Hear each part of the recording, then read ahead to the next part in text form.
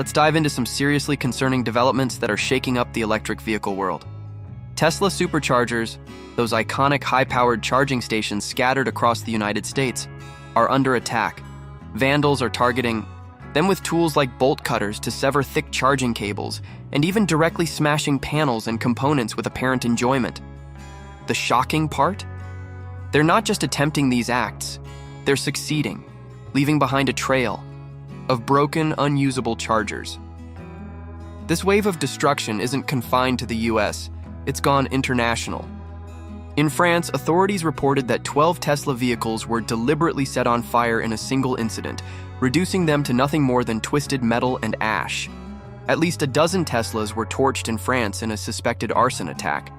The Oz prosecutor's office is investigating the Sunday night attack on a dealership near the southern city of Toulouse, which left 8 cars completely burned. The fires were so intense that emergency crews struggled to contain them before the cars were total losses. In Germany, a similar story unfolded with more than 10 Teslas torched across multiple locations in recent weeks, pointing to a coordinated or copycat pattern. Now the spotlight shifts to Massachusetts, where Tesla Supercharger stations have become the latest victims of what looks like a calculated arson spree. Let's break down what happened in Massachusetts. Early in the morning on Monday, March 3rd, 2025, around 1:10 a.m., the Littleton Police Department received urgent calls about a fire at a Tesla Supercharger site in the Point Shopping Center, a bustling retail hub in Littleton, about 30 miles northwest of Boston. Officers rushed to the scene, where they were greeted by chaos. Several supercharger stalls fully engulfed in flames, with thick, acrid black smoke pouring out. The heat was intense enough to warp the surrounding pavement. The police immediately contacted the Littleton Electric Light and Water Department to shut off the power grid feeding the superchargers to avoid an electrical disaster.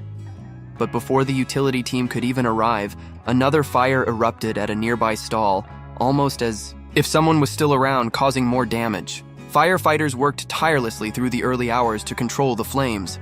By the time the smoke cleared, 7 of the supercharger units were completely destroyed. Investigators quickly determined that the fires were intentionally set, with evidence suggesting an accelerant, possibly gasoline, was used to start the fires. Security cameras at the Point Shopping Center captured some footage, but it's grainy and unclear, leaving uncertainty about identifying the culprits. Tesla didn't sit idly by. Within hours, the company issued a rare public statement promising to replace all damaged superchargers and cables at the Littleton site within 48 hours, a monumental task given the complexity of each supercharger stall. This marks the first time Tesla has publicly addressed the string of attacks on their infrastructure. The Littleton case is now officially classified as arson and is part of the Arson Watch reward program, offering up to $5,000 for tips leading to arrests or convictions. The story doesn't stop with superchargers. This hostility is spilling over to electric vehicle owners beyond Tesla. A poor electric car owner was attacked by an anti-Tesla protester who mistook the vehicle for a Tesla. Reports are coming in of non-Tesla EVs like Rivian, Lucid, and even Chevy Bolts getting keyed, slashed, or worse, mistakenly targeted in a rampage of guilt by association. This has escalated to the point where some Tesla owners are relocating from cities due to death threats tied to their vehicles. Imagine receiving menacing notes or calls just because you drive a Model 3 or Cybertruck. This is no longer just vandalism. It's something darker, fueled by social media and a growing backlash against Tesla and its CEO, Elon Musk. Protests have mobilized across Tesla showrooms in places like Austin, Texas, Fremont, California, and Miami, Florida, with more protests planned across the US and Canada. A decade ago, Tesla was the golden child of the tech world, a symbol of bold innovation with a cult-like following.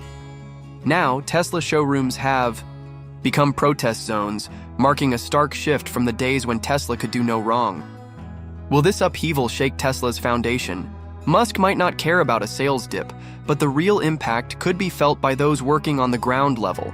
Technicians, designers, and sales reps who are stuck weathering the storm. What do you think? Will these protests change Tesla's path, or will they fade into the background?